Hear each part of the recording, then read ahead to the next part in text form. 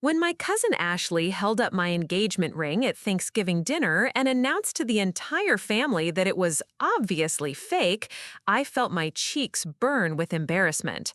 23 pairs of eyes stared at the modest band on my finger, while whispers and snickers filled my grandmother's dining room.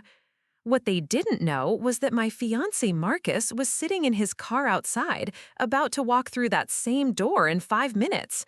And what they really didn't know was that Marcus Thompson owned half the tech companies they used every single day. I'd love to know which corner of the globe you're watching from. And if this story speaks to you, make sure to subscribe. Tomorrow's video is one you absolutely can't miss. The whole disaster started 3 months earlier when I met Marcus at a coffee shop in downtown Portland.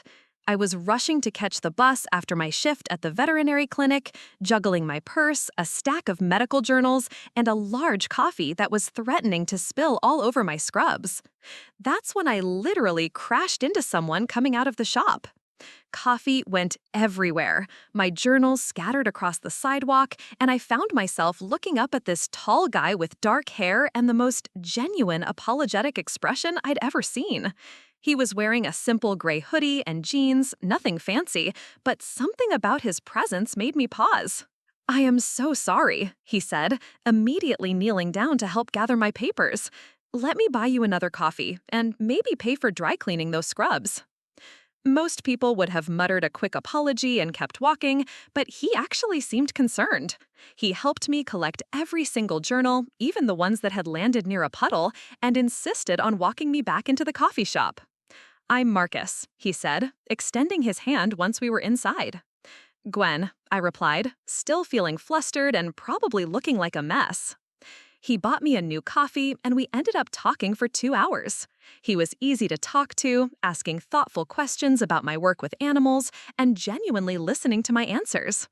When I mentioned I was saving up to go back to school for veterinary surgery, his eyes lit up with interest, rather than the usual glazed-over look people get when I talk about my career goals. Marcus told me he worked in tech, but was vague about the details. He seemed more interested in hearing about my life than talking about his own work. There was something refreshingly humble about him, especially compared to the guys I'd dated who spent entire conversations bragging about their jobs or their cars. We exchanged numbers, and he texted me later that evening asking if I'd like to get dinner sometime. No games, no waiting 3 days to call, just a straightforward, honest approach that I found incredibly attractive. Our first real date was at a small Italian restaurant in my neighborhood. Marcus picked me up in a modest Honda Civic, which I thought was sweet. So many guys my age were either driving their parents' cars or had massive truck payments they couldn't really afford. Here was someone who seemed practical and down to earth. Over dinner, I learned more about him.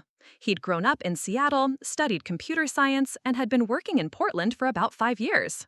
He was funny without trying too hard, and when he laughed at my stories about difficult pet owners at the clinic, it felt genuine. "So you really had to extract a sock from a Great Dane's stomach?" he asked, shaking his head in amazement. "3 socks, actually," I corrected him. The owner swore the dog never ate anything inappropriate. Meanwhile, I'm looking at x-rays that look like a laundromat exploded inside this poor animal. Marcus was the kind of person who remembered details. On our second date, he brought me a small succulent plant because I'd mentioned wanting to start a garden but being worried about killing everything. On our third date, he surprised me with tickets to a veterinary conference I'd mentioned wanting to attend but couldn't afford. "You didn't have to do this," I told him. "I know I didn't have to," he said simply. "I wanted to. You light up when you talk about your work, Gwen. I love seeing that." We started spending more and more time together. Marcus would pick me up after my shifts, and we'd grab dinner or just drive around talking. He never seemed to be in a hurry to be somewhere else, never checked his phone constantly like other guys I dated. When he was with me, he was really present. The funny thing was, I never questioned his lifestyle. He lived in a nice but not extravagant apartment in the Pearl District. He drove that same Honda Civic. He dressed casually but well. If anything, I appreciated that he wasn't flashy or trying to impress me with expensive restaurants or designer clothes. After dating a string of guys who were all show and no substance, Marcus felt like a breath of fresh air. About 6 weeks into our relationship, I invited him to meet my roommate Sarah. We were having a casual barbecue at our little rental house, nothing fancy, and I wanted him to meet the most important people in my life. Sarah pulled me aside while Marcus was outside grilling burgers. He's different, she said, watching him through the kitchen window. Good difference. He actually listens when you talk. And did you see how he helped Mrs. Patterson next door carry in her groceries without even being asked? She was right. Marcus had this natural way of noticing when people needed help and just stepping in without making a big deal about it. When our neighbor's cat got out, he spent an hour helping search the neighborhood. When the elderly man across the street was struggling with his lawnmower, Marcus was over there before I even noticed what was happening. I really like him, Gwen, Sarah continued. He's not like those other guys who were clearly just waiting for you to stop talking so they could talk about themselves. I was falling for Marcus, and it seemed like he felt the same way. We started staying over at each other's places more often. He'd make me breakfast before my early shifts, and I'd pack him lunches when he mentioned being too busy to eat properly at work. It was during one of these quiet morning routines that I started noticing little things that didn't quite add up. His laptop looked expensive, really expensive. His watch was nice, though not flashy. His apartment, while modest in size, was in one of the pricier buildings in the area. But he never acted like money was an object, and he never seemed stressed about bills or expenses the way most people our age did. When I asked about it one morning over coffee, he just shrugged. "I've been lucky with work," he said. "Tech pays well, and I've made some good investments."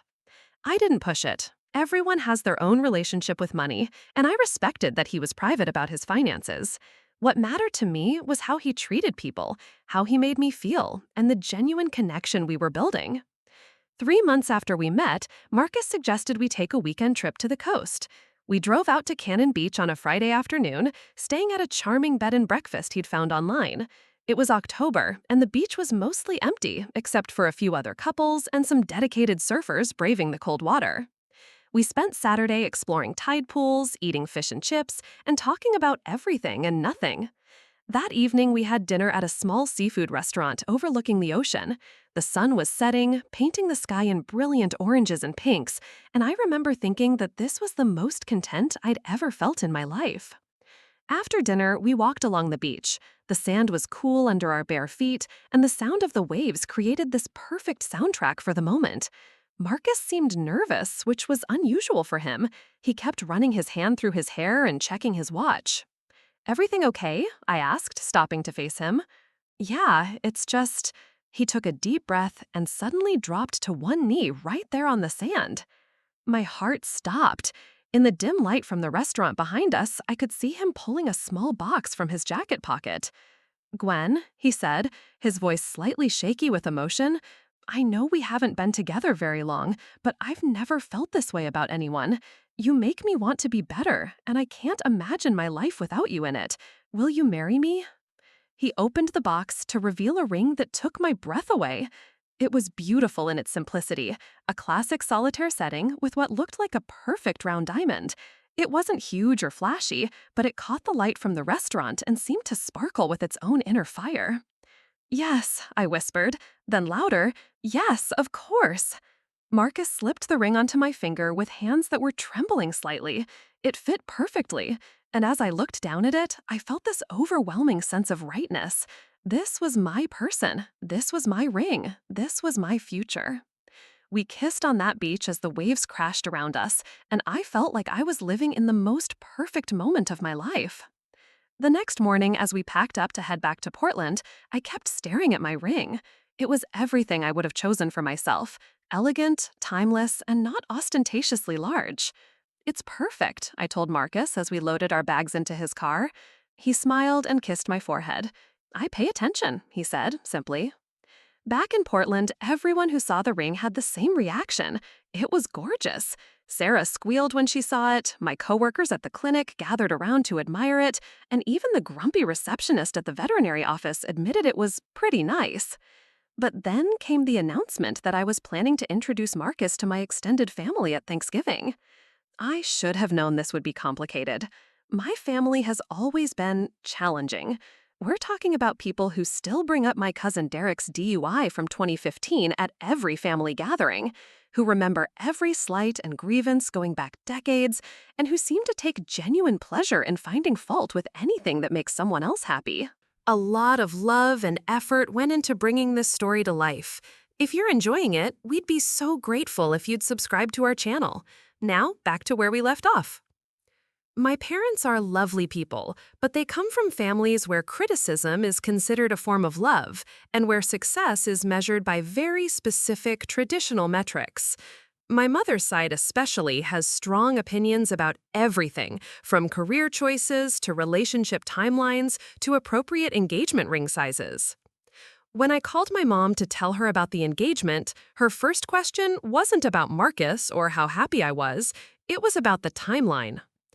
"Don't you think it's a little fast, honey?" she said. "You've only known him for 3 months." "When you know, Mom," I replied, though I could hear the disapproval in her silence. "Well, we'll need to meet him properly. Why don't you bring him to Thanksgiving? The whole family will be there." The whole family. That meant not just my parents and siblings, but my aunts, uncles, cousins, and their various spouses and children. It meant my grandmother, who at 87 had absolutely no filter left. It meant my cousin Ashley, who had made a career out of finding flaws in everyone else's life choices. It meant my Uncle Robert, who still asked me when I was going to find a real job instead of playing with dogs all day. But Marcus was going to be part of this family, so he needed to meet them eventually. I figured it was better to get it over with all at once. "That sounds great," I told my mom, trying to sound more confident than I felt. The weeks leading up to Thanksgiving, I found myself coaching Marcus on family dynamics. I told him about Ashley's tendency to make cutting remarks disguised as jokes. I warned him about Uncle Robert's interrogation style. I prepared him for my grandmother's habit of making pronouncements about people's life choices. "They're not bad people," I assured him. "They're just a lot, and they have strong opinions about everything." Marcus seemed unfazed. "Every family has their quirks," he said. "I'm sure they're lovely once you get to know them." I loved his optimism, even if I didn't entirely share it. The morning of Thanksgiving, I was getting ready at my apartment when Marcus texted that he'd meet me at my grandmother's house. He had some work calls to take care of first, he said, but he'd be there by 2 o'clock.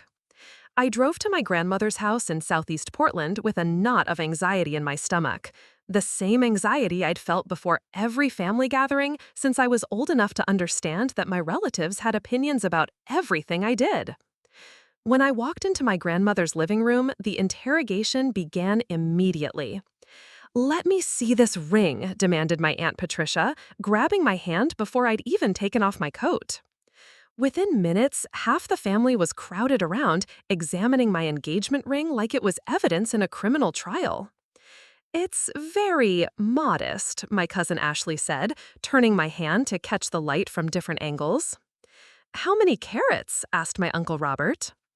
"I don't actually know," I admitted. "It wasn't really important to me." This confession was met with raised eyebrows and meaningful glances between the adults.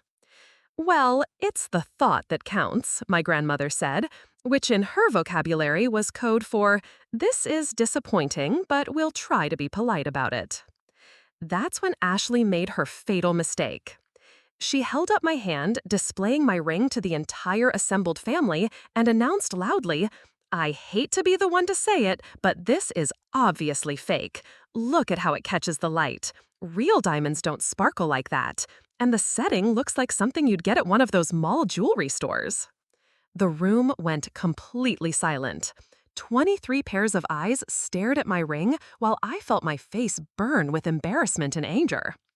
"It's not fake," I said quietly, but my voice was lost in the murmur of agreement that rippled through the room. "Oh, honey," my Aunt Patricia said, in that condescending tone that made my skin crawl, "it's okay. Not everyone can afford the real thing right away. I'm sure when this Marcus fellow gets more established, he'll get you a proper ring." That's when I heard a car door slam outside. Marcus was here.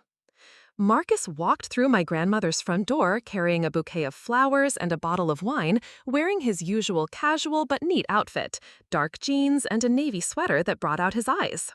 He looked relaxed and confident, completely unaware of the bomb that had just exploded in the living room. "Sorry I'm a little late," he said, walking over to kiss my cheek. Traffic was heavier than I expected. The room had gone from buzzing with gossip to dead silent. Every single person was staring at him, and I could practically feel the wheels turning in their heads as they sized up this man who had apparently bought me a fake engagement ring. "Everyone," I said, my voice still shaky from Ashley's announcement, "this is Marcus." My mother stepped forward first, even the hostess, despite the awkward circumstances. "Marcus, it's so nice to finally meet you. I'm Linda, Gwen's mother." Marcus shook her hand warmly and presented her with the flowers. "Mrs. Richardson, thank you for including me today. Gwen's told me so much about her family." "These are beautiful," my mother said, accepting the bouquet. "You really didn't need to bring anything." "My grandmother always said never show up to someone's home empty-handed," Marcus replied, with that easy smile that had first caught my attention at the coffee shop. One by one, I introduced him to the assembled crowd. He shook hands with the men, hugged the women who offered, and made genuine-seeming small talk with everyone. I watched my family's faces carefully, looking for signs of what they thought of him. Uncle Robert was clearly doing his usual assessment routine, asking pointed questions about Marcus's job and background. "So you work in tech. What exactly do you do?" "Software development, mostly. I work with a team that builds applications for businesses." "Good field to be in these days," my uncle nodded approvingly. "Lots of opportunities there." Ashley, meanwhile, was practically boring holes into Marcus with her stare, clearly trying to reconcile this normal-seeming guy with her certainty about the fake ring. She kept glancing between Marcus and my hand as if she could solve some kind of puzzle through intense observation. My grandmother, who had been sitting quietly in her favorite armchair, finally spoke up. "Young man, come sit by me. I want to get a good look at you." Marcus obediently went over and took the seat next to her. "Mrs. Patterson, Gwen has told me wonderful stories about you. She says you make the best apple pie in Oregon." "Flattery will get you everywhere," my grandmother said, but I could see her trying not to smile, though she's not wrong about the pie. "I brought some vanilla ice cream to go with it," Marcus said. "Thoughtful boy," she said, patting his arm. "Tell me, what are your intentions with my granddaughter?" The entire room held its breath. My grandmother had never been one to beat around the bush, but this was direct even for her. Marcus didn't hesitate. "I love her, Mrs. Patterson. I want to build a life with her, support her dreams, and hopefully make her as happy as she makes me." "Good answer," my grandmother said. "Now, let me see this ring everyone's been fussing about." I felt my stomach drop. I hadn't had a chance to warn Marcus about what had happened before he arrived. I watched his face carefully as my grandmother took my hand and examined the ring closely. She said, turning my hand this way and that to catch the light. Ashley couldn't contain herself any longer. "Grandma, I was just telling everyone, doesn't that look fake to you? The way it sparkles isn't right for a real diamond." The temperature in the room seemed to drop several degrees. I saw Marcus's jaw tighten almost imperceptibly, the first crack in his calm demeanor since he'd walked through the door. "Ashley," my mother said in a warning tone. "What? I'm just saying what everyone's thinking," Ashley continued, emboldened by what she perceived as support. "Look, Marcus seems like a nice guy, but let's be realistic about what veterinary assistants and software developers can afford. There's nothing wrong with getting a nice cubic zirconia or moissanite ring. It's practical." The silence that followed was deafening. I wanted to disappear into the floor. Here was the man I loved, meeting my family for the first time, and they were basically calling him cheap and me naive.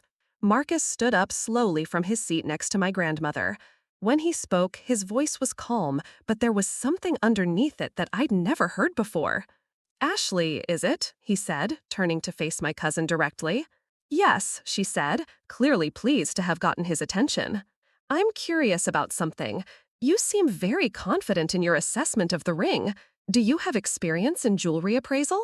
Ashley laughed, a sound that had always grated on my nerves. I don't need to be an expert to recognize fake jewelry. I've seen enough of it. Interesting, Marcus said, because I have the certificate of authenticity in my car if you'd like to see it. The ring is a 2.3 carat round brilliant cut diamond, color grade F, clarity VS1, purchased from Tiffany & Co. in New York. The room went so quiet I could hear the clock ticking in my grandmother's kitchen. Ashley's confident smile faltered. You have papers for it? She asked. Of course I have papers for it, Marcus said, and now there was definitely an edge to his voice. When you spend that kind of money on something important, you make sure you have documentation. Uncle Robert cleared his throat. What kind of money are we talking about, son? Marcus looked around the room, taking in all the faces staring at him expectantly. I could see him making some kind of decision. Around $45,000, he said simply. The number hit the room like a physical force. I saw my Aunt Patricia's eyes widen. My cousin Derek actually choked on his beer. Ashley looked like she'd been slapped. 45,000? My mother repeated faintly. The setting alone was 8,000, Marcus continued, his voice still calm, but with an undercurrent of something that might have been anger. I had it custom made because I wanted something that would suit Gwen perfectly. Classic, elegant, timeless, just like her. I felt tears prick at my eyes, but they weren't tears of embarrassment anymore. They were tears of gratitude for this man who was defending both me and his choice to love me in front of my entire judgmental family. Ashley had turned a deep shade of red. I'm sorry, I didn't realize. No, Marcus said, cutting her off. You didn't realize, but that didn't stop you from making assumptions and sharing them with everyone present. You decided that because of what you thought you knew about Gwen's job and my appearance, that we couldn't possibly afford a quality ring. He looked around the room again, and I could see something shifting in his expression. The mild-mannered, easygoing guy I'd introduced to my family was gone, replaced by someone with considerably more authority. Here's what I don't understand, he continued. Gwen is one of the most remarkable people I've ever met. She's brilliant, compassionate, hardworking, and dedicated to making the world better for animals and the people who love them. She's saving money for additional schooling while working full-time in a demanding job. She volunteers at the animal shelter on weekends. She takes care of everyone around her, including neighbors she barely knows. His voice was getting stronger, more commanding. So when I decided I wanted to marry her, I didn't go to some mall jewelry store and buy her a ring that would last a few years. I went to one of the most respected jewelers in the world, and I bought her something that would last forever, because that's what she deserves. The silence stretched on. I could see my family members exchanging glances, clearly realizing that they had massively misjudged the situation. My grandmother was the first to speak. Well said, young man. She looked pointedly at Ashley. Some people could learn something about making assumptions. Ashley mumbled another apology, but Marcus wasn't finished. I need to step outside for a moment, he said. I have some phone calls to return. He kissed my forehead gently. I'll be right back, he said quietly, just for me. I watched him walk outside, pulling his phone from his pocket as he went. Through the front window, I could see him pacing on the front lawn, phone pressed to his ear, speaking animated to whoever was on the other end. The moment the door closed behind him, the room erupted. $45,000, my Aunt Patricia whispered. For a ring, added my cousin Derek. What kind of software developer can afford that? Uncle Robert mused. Ashley was sitting in the corner, looking like she'd want to disappear. How was I supposed to know? She said defensively. You weren't supposed to know, my mother said sharply. That's exactly the point. You weren't supposed to assume, and certainly weren't supposed to announce your assumptions to the entire family. My grandmother tapped her cane on the floor for attention. Let this be a lesson to all of you, she said in her stern voice. You can't judge a book by its cover, and you especially can't judge a person's worth by what they choose to wear or drive. Through the window, I could see Marcus still on his phone. He'd been out there for almost 10 minutes now, and his conversation looked intense.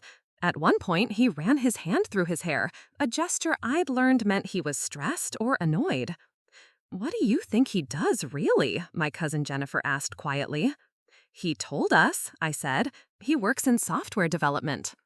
"Yeah, but what kind of software development pays enough for $45,000 rings?" Uncle Robert pressed. I realized I didn't have a good answer for that question. Marcus had always been vague about the specifics of his work, and I'd never pushed because I respected his privacy.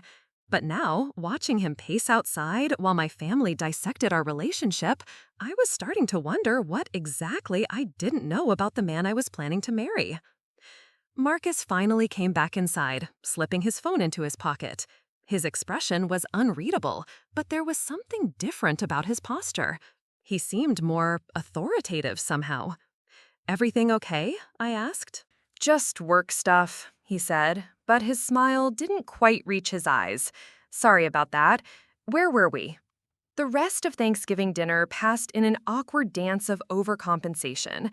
My family, clearly embarrassed by Ashley's spectacle and the revelation about the ring, went out of their way to be extra nice to Marcus. Suddenly, everyone wanted to know about his interests, his background, his opinion on everything from football to politics. Marcus handled it all with grace, but I could sense something had shifted. The easy, relaxed demeanor he'd had when he first walked in was gone, replaced by a more guarded politeness. He answered questions, made appropriate small talk, and complimented my grandmother's cooking, but there was a distance there that hadn't existed before. During dessert, my phone buzzed with a text message. I glanced down and saw it was from my best friend Sarah. "How's the family meeting going? Is Marcus surviving the Richardson Inquisition?" I quickly typed back, "Long story, tell you later." But Marcus must have seen me texting because he leaned over and whispered, "Everything okay?" "Just Sarah, checking in," I whispered back. He nodded, but I noticed him glancing at my phone screen. For a split second, I saw something flicker across his face. Concern? Curiosity? Before I could analyze it further, my cousin Derek was asking Marcus about his thoughts on the Portland Trail Blazers, and the moment passed. After dinner, as people began to migrate to the living room for coffee and football, Marcus pulled me aside in the kitchen. "Can we talk privately for a minute?" he asked. We stepped out onto my grandmother's back porch, where the November air was crisp and quiet. Marcus closed the door behind us and immediately started pacing, that same restless energy I'd seen during his phone calls earlier. "Gwen, I need to tell you something," he began, then stopped and ran his hand through his hair again. My heart started racing. "What is it? Are you okay?" "I'm fine. It's just—" He stopped pacing and faced me directly. "That whole thing with the ring, with your cousin's assumptions, it got me thinking about how little you actually know about my work." I felt a flutter of anxiety in my stomach. "You said you work in software development." "I do," he said quickly. "That's not a lie, but it's not the whole truth either." He pulled out his phone and showed me the screen. There were dozens of missed calls and text messages, all marked urgent. When I stepped outside earlier, it wasn't just work calls. It was crisis management. 3 different companies I work with were having major system failures, and my team was trying to reach me for authorization to implement emergency protocols. I stared at the phone screen, trying to process what I was seeing. Authorization? What kind of authorization? Marcus took a deep breath. "Gwen, I don't just work for a tech company. I own several of them." The words hit me like a physical blow. "You— what?" "I'm the CEO of Thomson Technologies. We develop software solutions for major corporations. I also own controlling interests in 4 other tech companies, including the one that built the app your veterinary clinic uses for patient records." I sat down heavily in one of my grandmother's porch chairs. "I don't understand. You drive a Honda Civic, you live in a normal apartment, you shop at regular grocery stores." "Because I want to live normally," he said, sitting down across from me. "Do you have any idea how exhausting it is to never know if people like you for who you are or what you can do for them? When I met you, you didn't Google me, you didn't ask about my net worth, you didn't even care that I was driving an economy car. You liked me because I helped you pick up your journals and bought you coffee. My head was spinning. How much money are we talking about here? Marcus was quiet for a long moment. Forbes estimated my net worth at around $2.8 billion last year, but that fluctuates depending on stock valuations. I literally could not speak. Billion with a B. I was engaged to a billionaire, and I'd been worried about whether my family would think he was good enough for me. The apartment I live in, Marcus continued, I own the entire building. The Honda Civic is just one of several cars I keep for when I want to blend in. My actual daily driver is usually whatever my security team thinks is appropriate, but I didn't want to show up to your family dinner in an armored Tesla. Security team? I managed to croak out. Gwen, when you're worth that much money, certain precautions become necessary. I have people who monitor potential threats, who do background checks on people I date, who coordinate my travel and public appearances. A horrible thought occurred to me. Have they been watching me? Investigating me? Initially, yes, Marcus admitted, and my heart sank. When we first started dating, my security team did a standard background check. But I called it off after our second date because I realized I didn't want to know you through a file. I wanted to know you through spending time with you. I stood up and started pacing now, my mind racing. This is insane. You've been lying to me for months. I haven't been lying, Marcus said firmly. I've been protecting both of us. Do you know what happens when people find out who I really am? They change. Everyone changes. They start asking for loans, for investments, for jobs for their relatives. They start treating me like a bank account instead of a person. But I'm not people, I said. I'm supposed to be the person you marry. Don't you think I had a right to know? You're absolutely right, he said quietly. I should have told you before I proposed. I should have told you weeks ago. I kept waiting for the right moment, and then it became harder and harder to find a way to bring it up. I thought about all the times I'd insisted on splitting dinner checks, all the times I'd worried about expensive date activities, all the times I'd felt guilty about him spending money on me. He'd let me agonize over finances while sitting on a fortune that could buy small countries. Those work calls today, I said suddenly, how important were they really? Marcus pulled out his phone again and scrolled through his messages. One of my companies handles payment processing for about 30% of online retail transactions in North America. We had a system failure that was affecting Black Friday sales for thousands of businesses. My team needed approval to implement a fix that would cost about $12 million, but would prevent losses in the hundreds of millions. I stared at him. And you were sitting in my grandmother's living room listening to my uncle ask about your job prospects? The irony wasn't lost on me, Marcus said with a rueful smile. Just then, the back door opened and my mother poked her head out. Everything okay out here? You two have been gone for a while. We're fine, Mom, I said quickly, just getting some air. She looked between us, clearly sensing tension. Well, don't stay out too long. It's getting cold, and your father wants to say goodbye before we head home. After she went back inside, Marcus and I sat in silence for several minutes. My mind was reeling with questions, doubts, and a strange mix of anger and understanding. So what happens now? I finally asked. That depends on you, Marcus said. I understand if this changes things between us. I understand if you need time to process all of this. Do you have any other major secrets I should know about? Secret families, criminal enterprises, royal bloodlines? Despite everything, Marcus laughed. No secret families, no criminal enterprises. Though my great-grandmother was allegedly related to Scottish nobility, that's hardly relevant. Allegedly. Family legend. Probably nonsense. We sat in silence again. Finally, I asked the question that had been nagging at me since he started this conversation. Why tell me now? Why today, after what happened with Ashley? Marcus sighed. Because watching your family judge you based on assumptions about what I could afford made me realize that I've been doing the same thing. I've been assuming that you'd change if you knew the truth about my money, but I never gave you the chance to prove me wrong. And now? Now I'm hoping that the woman who fell in love with a guy in a Honda Civic is the same woman who can handle being with someone who happens to have more money than most small nations. We went back inside to find my family in full post-dinner mode. My father and uncles planted in front of the television for football, the women cleaning dishes and packing leftovers, and the younger cousins sprawled on the floor playing board games. It was such a normal family scene, but nothing felt normal to me anymore. I moved through the motions of saying goodbye to everyone, accepting hugs and promises to get together soon, while my mind processed the bombshell Marcus had just dropped. My grandmother pulled me aside as we were leaving. "I like him," she said simply. "He's got good manners, and he looks at you like you hung the moon. But more importantly, he stood up for you today when that foolish girl tried to embarrass you."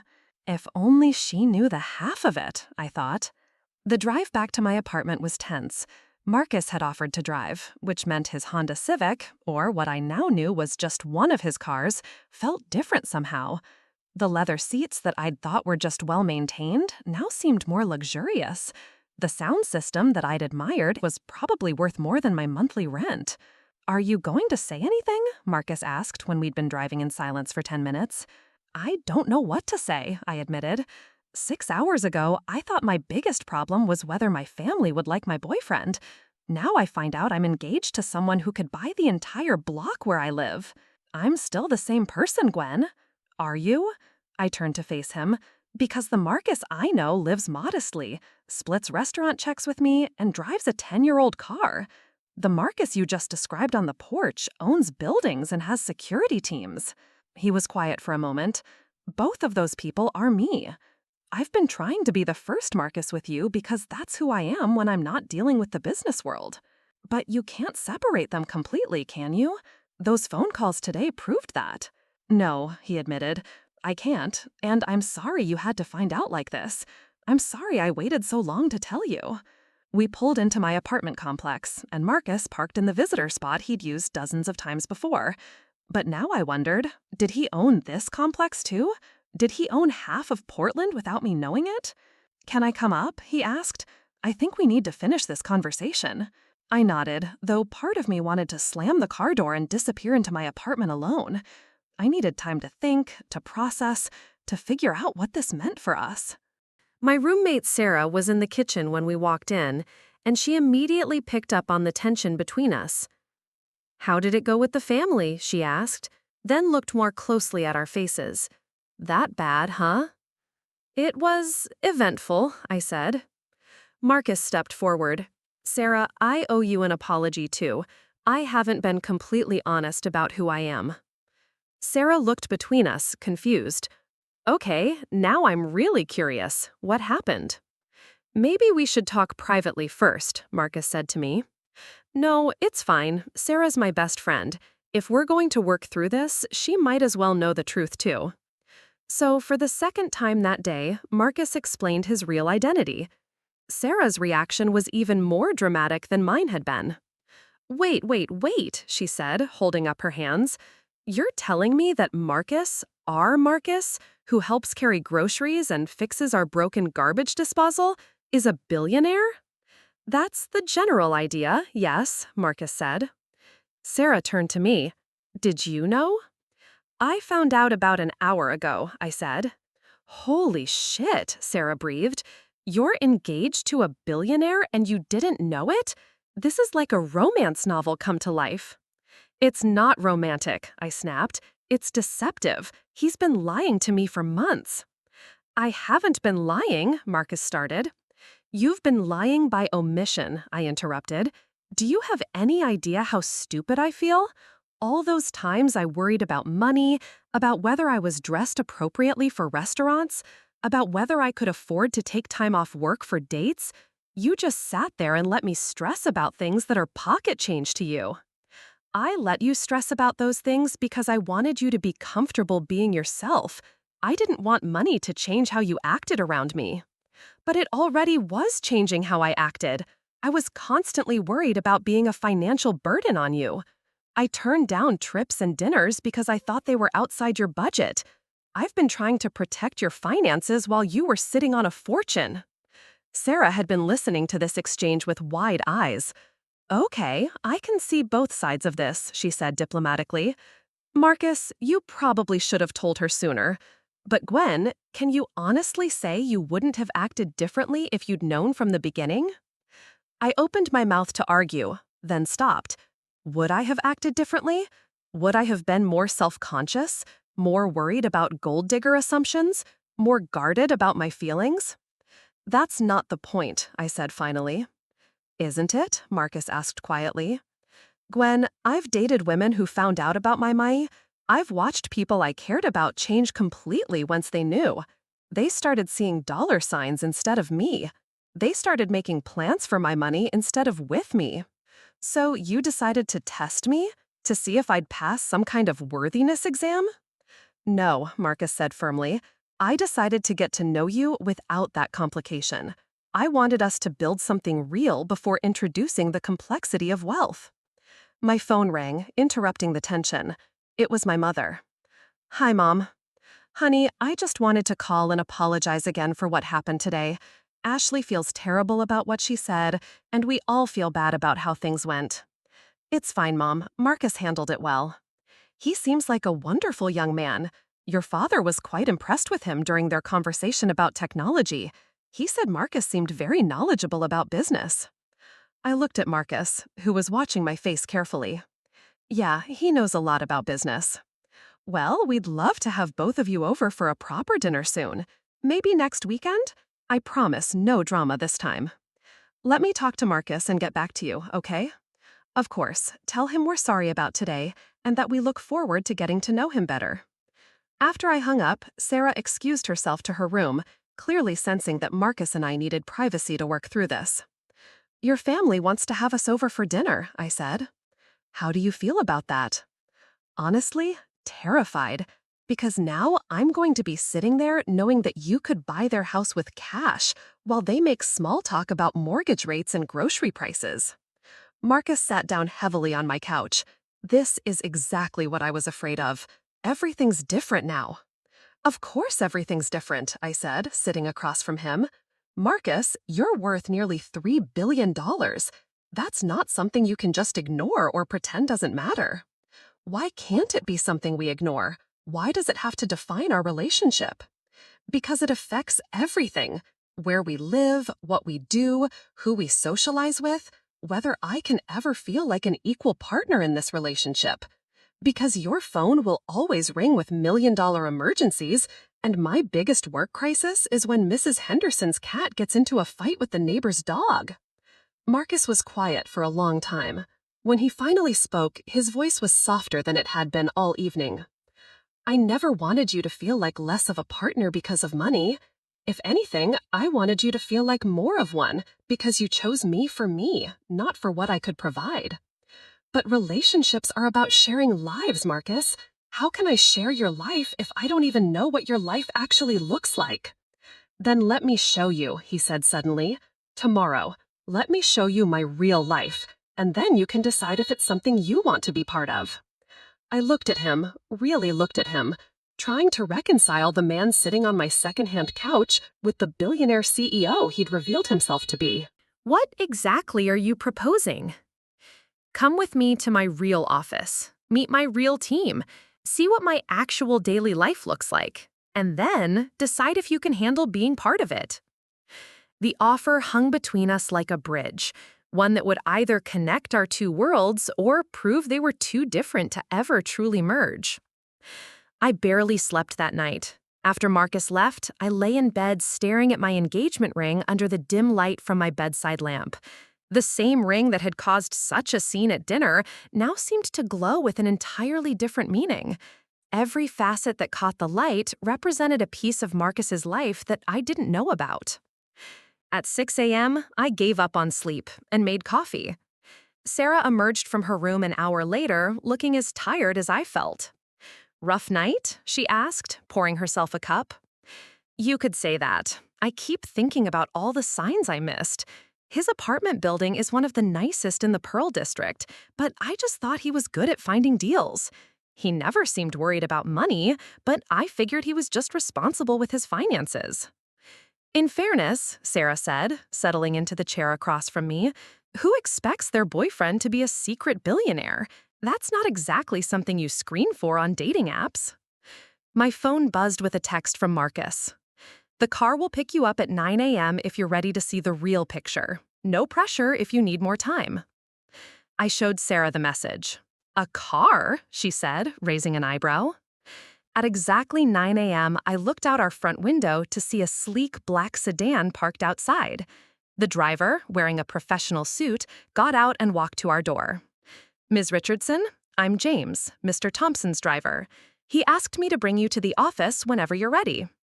I had dressed carefully that morning, choosing my nicest work clothes, a navy blazer and dress pants that I usually reserved for important meetings at the clinic. Looking at James's perfectly pressed uniform, I wondered if I was still underdressed for Marcus's world. The drive through downtown Portland took us to a gleaming glass tower that I'd passed hundreds of times without really noticing. The Thomson Technologies logo was discreetly placed near the entrance, elegant silver letters that somehow managed to look both modern and timeless.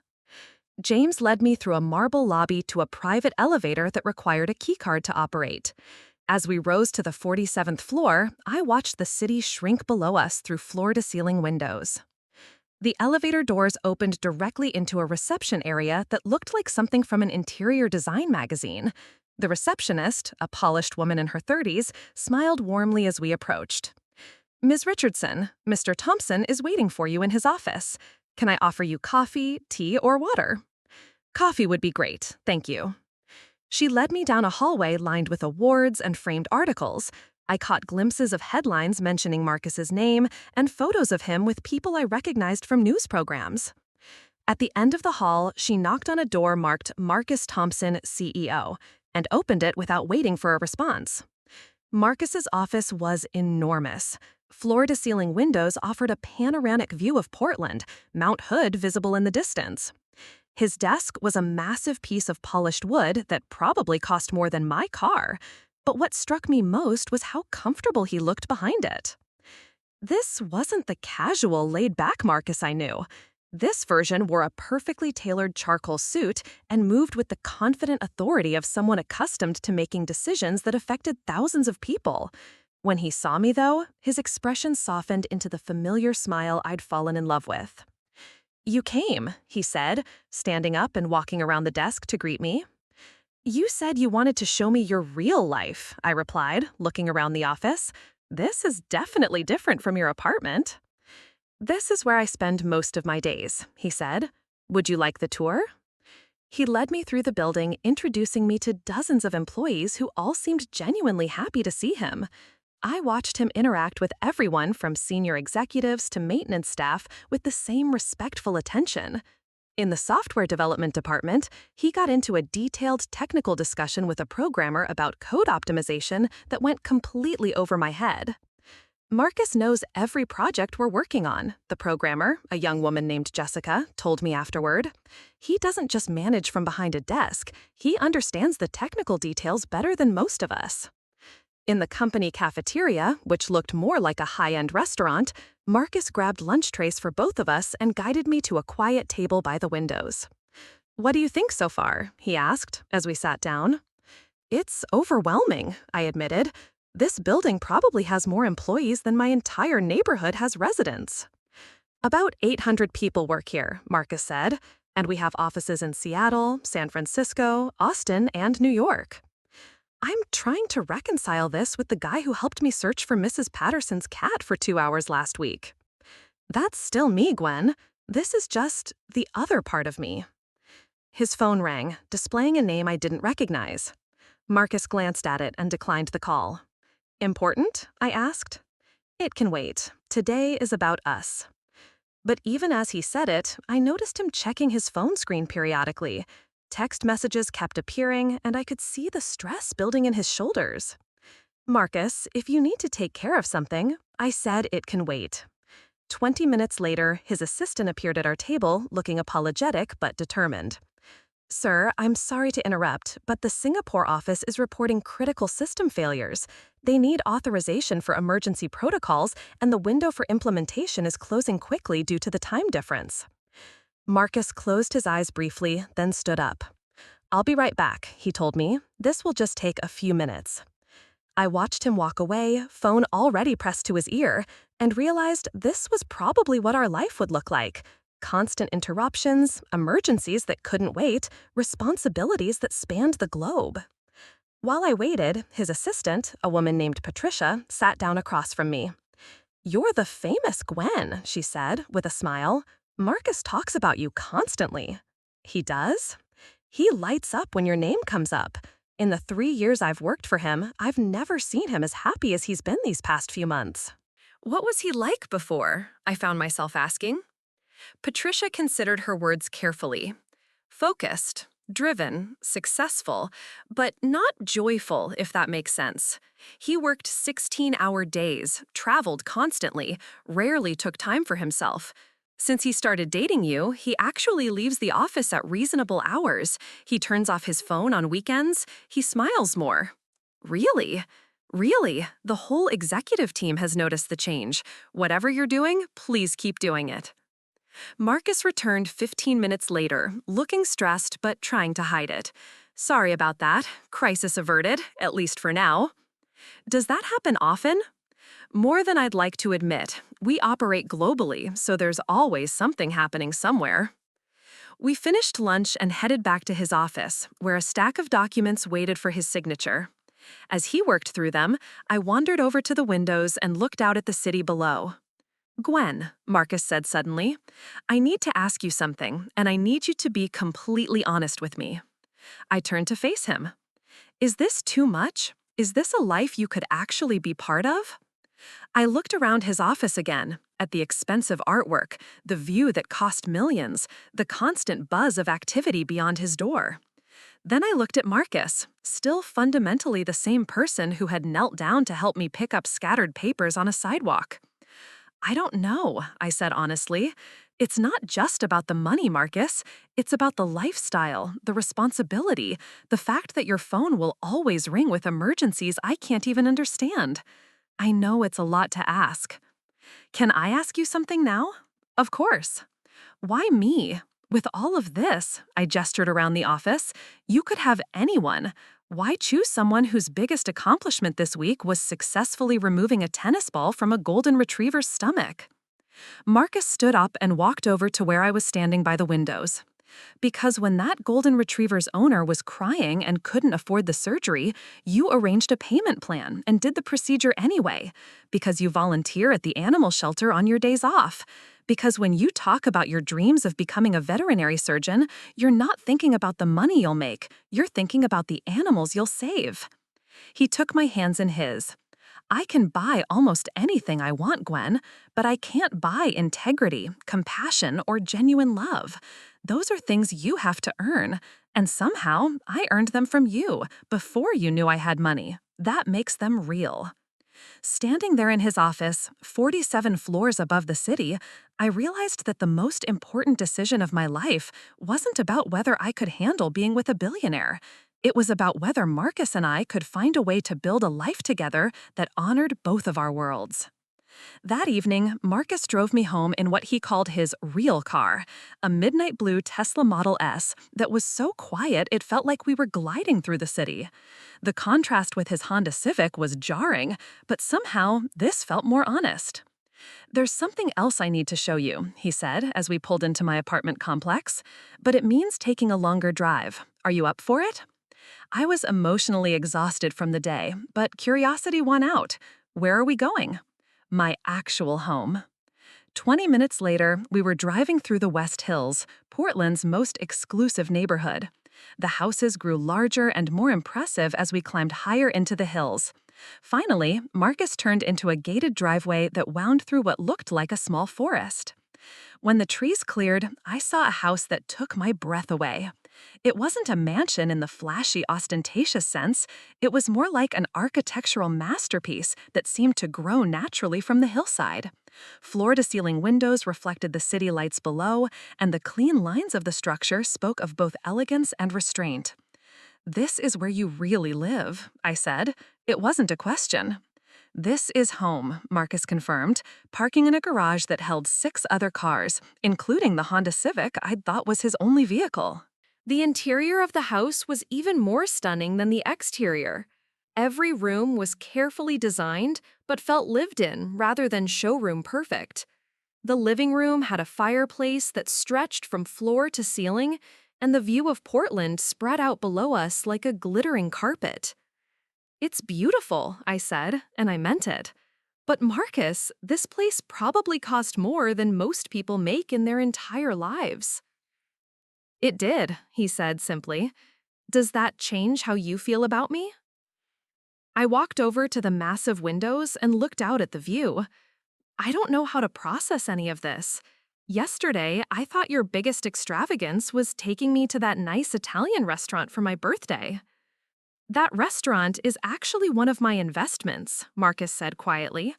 "I bought it when the owner was facing bankruptcy, because Gwen, you talked about how much you loved their pasta, and I didn't want it to close." I turned to stare at him. "You bought a restaurant because I liked their food?"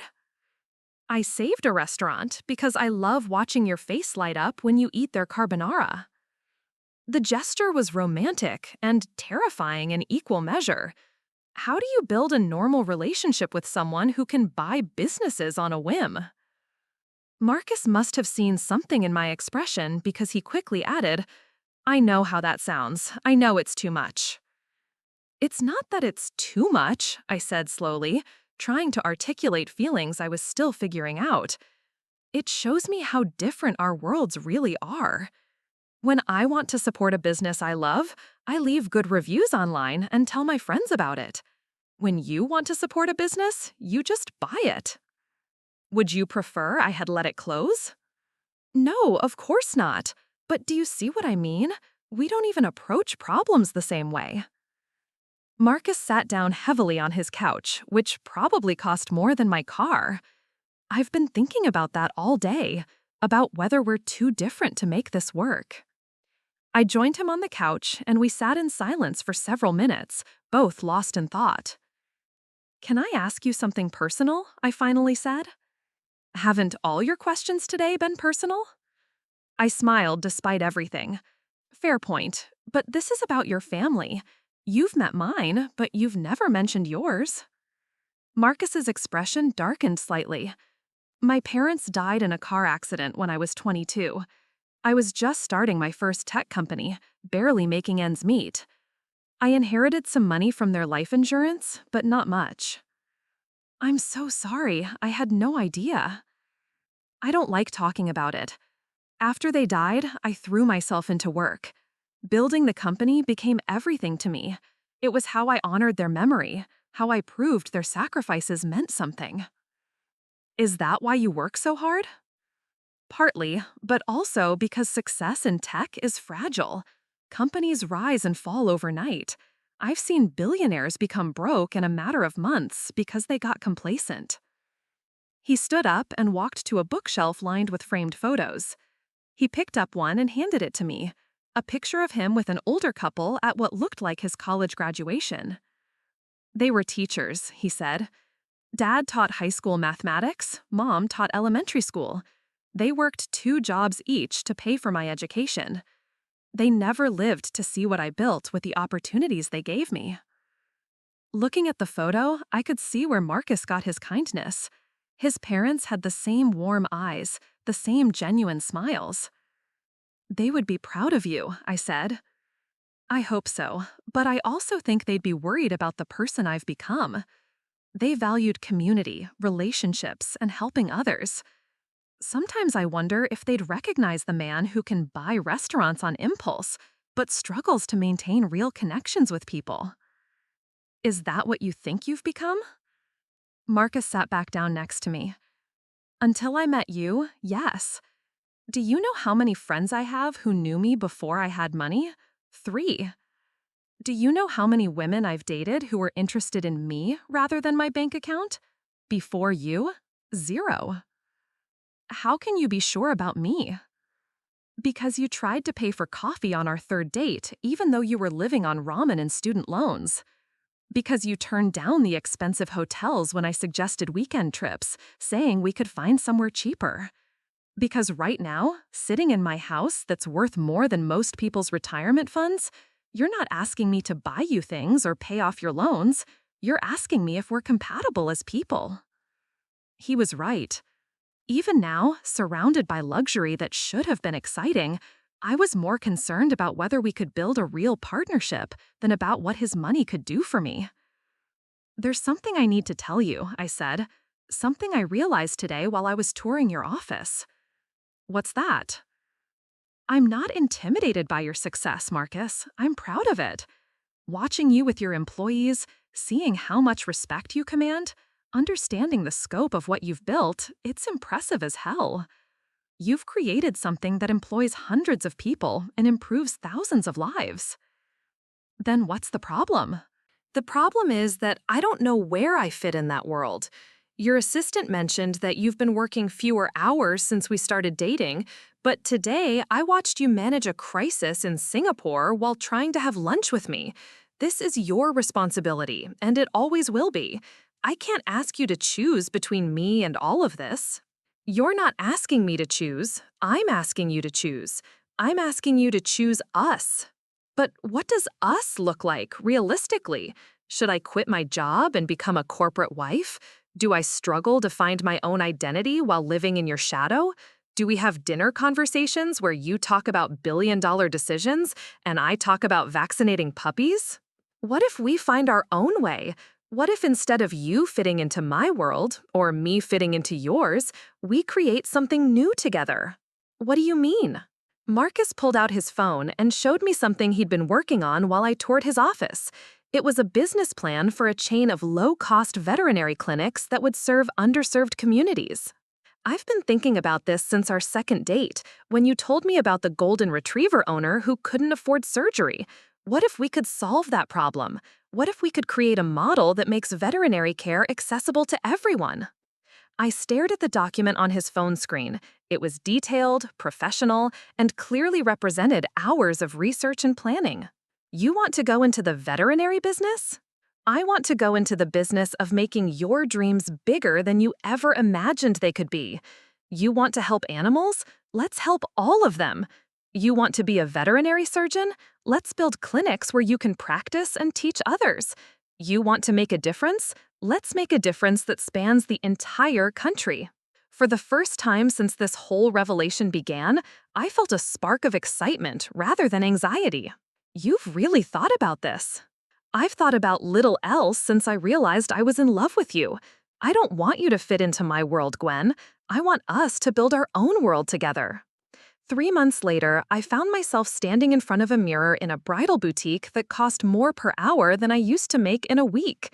The wedding dress I was trying on probably cost more than my car, but for the first time since learning about Marcus's wealth, the extravagance didn't make me uncomfortable. "You look beautiful," said my mother, who was sitting behind me with tears in her eyes. "The dress is gorgeous," added Sarah, "but honestly, you could get married in scrubs and Marcus would still look at you like you're the most amazing thing he's ever seen." In the months since Thanksgiving, my family had slowly adjusted to the reality of who Marcus was. It helped that he continued to be the same genuine, down-to-earth person he'd always been, despite the occasional helicopter ride to business meetings and the security detail that now discreetly followed us to family gatherings. My grandmother, predictably, had adapted the fastest. "Money doesn't change character," she'd announced at Christmas dinner. "It just reveals it, and Marcus has good character." Uncle Robert, who had spent years questioning my career choices, now asked Marcus for stock tips and bragged to his golf buddies about his niece marrying a billionaire. Ashley had been mortified about the ring incident for weeks, sending flowers and apology cards until I finally had to tell her to stop. The most significant change, though, had been in my own life. 2 weeks after our conversation at Marcus's house, I handed in my notice at the veterinary clinic. Not to become a socialite wife, but to throw myself into planning our veterinary clinic chain with the same passion Marcus brought to his tech empire. We'd spent countless hours developing the business plan, researching underserved communities, and designing a model that could provide quality veterinary care at affordable prices. I was set to attend veterinary school in the fall, funded by a scholarship from the Marcus Thompson Foundation, a detail that had initially bothered me until Marcus pointed out that the foundation existed precisely to fund educational opportunities for people passionate about making a difference. "The scholarship committee doesn't know you're my fiancé," he'd assured me. "Your application was reviewed blind, based purely on merit and your plans for the clinic chain." My phone buzzed with a text from Marcus. "How's dress shopping? Need me to buy the boutique?" I laughed and showed Sarah the message. "I still can't believe he jokes about stuff like that now," she said. "He says it helps diffuse the weirdness of having so much money." The boutique owner approached with a tablet showing different veil options. As I looked through them, I thought about how much had changed since that disastrous Thanksgiving dinner. The wedding planning had been an interesting negotiation between my world and mine. He'd initially suggested venues that could accommodate 1,000 guests, while I'd envisioned something intimate with close family and friends. We'd compromised on a beautiful garden venue that could hold 150 people, large enough for business associates who'd become genuine friends, but small enough to maintain the personal feeling I wanted. "Have you decided on flowers yet?" asked the boutique owner. "Simple white roses," I said, "nothing too elaborate." My mother squeezed my hand. "Your father would have loved all of this, you know. The wedding, the business venture, seeing you so happy." Dad had passed away 2 years earlier, and his absence was still a raw spot for our family. Marcus had quietly arranged for a scholarship in my father's name at the local community college, funding veterinary technician training for students who couldn't afford it otherwise. When I found out about it, I cried for an hour. "He did love Marcus," I said. "Remember how they spent that entire evening talking about sustainable technology?" After we finished at the boutique, Sarah and I drove to the site of our first veterinary clinic. The building was still under construction, but the basic structure was complete. Standing in what would soon be the main examination room, I could envision the animals we'd treat and the families we'd help. Marcus arrived just as we were leaving, stepping out of his Tesla with rolled-up blueprints in his hand. "The contractor wants to show us the updates to the surgical suite," he said, kissing me hello. "Are you ready to see what 21st century veterinary medicine looks like?" Inside, the space was being fitted with equipment that belonged in a human hospital: digital X-ray systems, laser surgical equipment, monitoring devices that could track a dozen vital signs simultaneously. "This is incredible," I breathed, running my hand along what would become a state-of-the-art surgical table. "Only the best for Dr. Richardson's patients," Marcus said with a grin. "Future Dr. Richardson," I corrected. "I haven't started school yet." Details. The contractor, a middle-aged woman named Janet, approached with her tablet. "Mr. Thompson, I wanted to confirm the timeline for the teaching facility next door." "Teaching facility?" I asked. Marcus looked slightly sheepish. "Surprise? I figured if we're going to revolutionize affordable veterinary care, we should also train the next generation of veterinarians who share that vision." I stared at him. "You're building a veterinary school?" "We're building a veterinary school. The curriculum will focus on community medicine and affordable care practices. Students will get hands-on experience in our clinics while they learn." "How do you even begin to get accreditation for something like that?" "Very carefully and with a lot of lawyers," Marcus said. "But we've got preliminary approval from the state board, and I've hired the former dean of UC Davis's veterinary program to help us develop the curriculum." This was Marcus's world, where ambitious dreams became concrete plans and became reality with breathtaking speed. But increasingly, it was becoming our world. 6 months ago, I would have been overwhelmed by the scope of what he was proposing. Now, I found myself mentally calculating how many underserved communities we could reach, how many animals we could help, how many careers we could launch. "There's one more thing," Marcus said, pulling an envelope from his jacket pocket. "This came today." Inside was a letter from the mayor's office, officially recognizing our veterinary clinic initiative as Portland's Community Impact Project of the Year. "They want to present us with an award at next month's city council meeting," Marcus said. "Us?" "Us. You're listed as co-founder and chief medical officer." I looked at the letter again, seeing my name printed alongside Marcus's in the official city letterhead. It was surreal and wonderful and slightly terrifying all at once. That evening, Marcus and I had dinner at the Italian restaurant he'd saved, the one where we'd had our second date. The owner, Giuseppe, still had no idea that Marcus owned the place. He just knew us as regular customers who always ordered the carbonara and left good tips.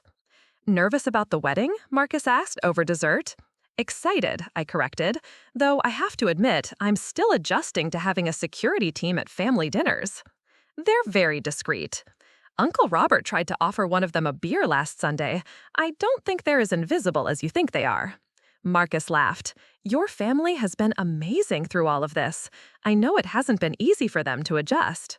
They love you, though I think my grandmother loves you more for fixing her ancient television than for being worth $3 billion. She's got her priorities straight. We sat in comfortable silence, watching other couples around the restaurant. A young man at a corner table was nervously fidgeting with what looked like an engagement ring box, clearly working up the courage to propose. At another table, an elderly couple shared a piece of tiramisu, holding hands across the table like teenagers. Do you ever wonder what our life would have been like if you'd told me the truth from the beginning? I asked. Marcus considered this. Sometimes, but honestly, I think we needed to fall in love with each other as people first. If you'd known about the money from day one, would you have felt comfortable letting me pay for dinner? Would you have been yourself, or would you have been who you thought I wanted you to be? He was probably right. The woman who had worried about expensive restaurants and insisted on splitting checks might never have emerged if I'd known I was dating a billionaire. No regrets? I asked. Only one, Marcus said. I regret that your cousin Ashley had to find out she was wrong about the ring in front of the entire family. I would have preferred to embarrass her privately. I laughed, remembering that mortifying scene that now seemed like it had happened to different people. She learned an important lesson about making assumptions. We all did. Marcus reached across the table and took my hand, his thumb running over my engagement ring, the ring that had started this entire journey. Ready to build an empire together, future Dr. Richardson? Ready, I said, and I meant it. 6 months ago, I'd been worried about whether my family would approve of my modest boyfriend. Now, I was planning to marry a billionaire and revolutionize veterinary medicine in the process. Life, I reflected, had a way of exceeding your wildest expectations when you found the right person to exceed them with. As we left the restaurant, Giuseppe called out, "See you next week, usual table?" "Wouldn't miss it," Marcus replied, leaving a tip that would probably cover Giuseppe's rent, though he'll never know where it came from. Some things I was learning were worth keeping simple, even when everything else in your life was anything but. Looking for more? We've got 2 amazing stories right on screen. If this one touched you, these are absolutely worth your time. Click to watch them now. And hey, subscribe and hit that bell to never miss our latest uploads.